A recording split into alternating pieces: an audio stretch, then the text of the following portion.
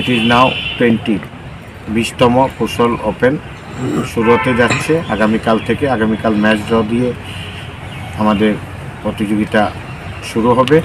প্রতিযোগিতার আনুষ্ঠানিক যে উদ্বোধন এটা হবে আগামী শনিবার 10 তারিখ সকাল 9টায় মালঞ্চনিবাস স্টেট টেনিস কমপ্লেক্সে।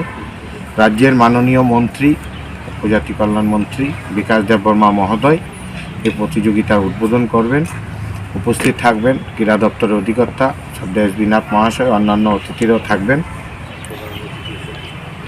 আমাদের এবছরে প্রায় 8টি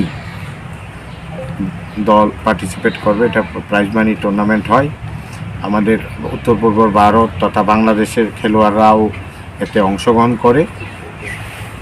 এই খেলায় পাশাপাশি আমরা সর্বভারতীয় AITA TTA ranking under 16 tournament অনুষ্ঠিত হচ্ছে।